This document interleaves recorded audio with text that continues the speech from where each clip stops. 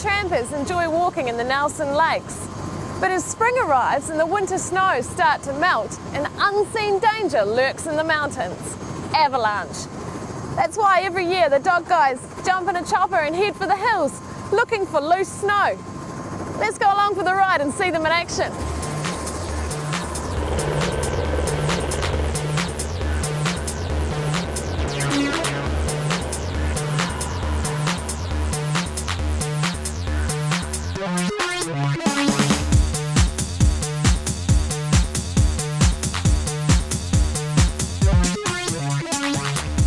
Simon, what is an avalanche? Well, really just a loose mass of snow sliding down the hill, usually naturally occurring, but it can be caused by skiers or climbers as well, and they can be quite little, like the ones up there above us, or once the place gets loaded, they can be absolutely huge and could totally swamp the place that we're standing in.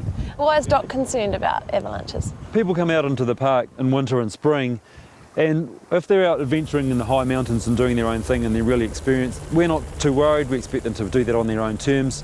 But if they're going to use tracks and huts where avalanche paths are active, we need to be doing something these days to make sure that there's some level of safety for them. We've actually got some of the biggest, most dangerous avalanche paths in the country, and it's the coincidence of big paths with people who don't know anything about avalanches is the thing that really concerns us. All the avalanche paths on the main tracks are signposted with little no stopping signs, just to make it so that people aren't going to go and have their lunch in the sun in the middle of an avalanche path. What do you do when you get up in the chopper? All we're doing is we're asking ourselves, is the avalanche path loaded enough that an avalanche could reach the hut?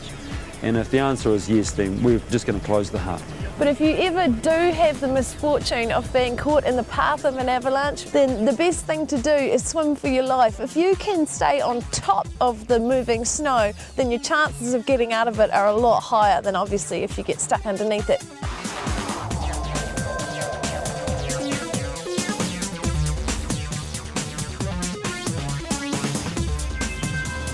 Simon, what kind of gear do you have to work in the mountains? You need the right experience, but there's also some critical bits of gear. One of the major ones you got there in your hand is an avalanche transceiver. It sends out a radio signal, and if you get buried in an avalanche, someone can use it to find you. And since I'm wearing one deep inside my clothes, if you turn it on, you can actually hear it beeping away, so that's my signal. What else do you got? Got my trusty old ice axe here. Anywhere you go in the snow and ice, you're going to want one of these to, to move around safely, and in case you have a fall, and a snow shovel and a probe.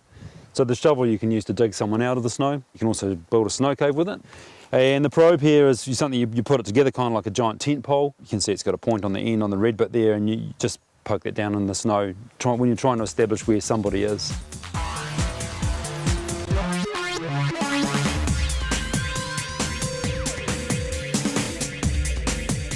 Tramping really is a great way to get out and see your country. But it pays to have the right gear and take some precautions, because you never know what dangers are lurking up there that you can't see.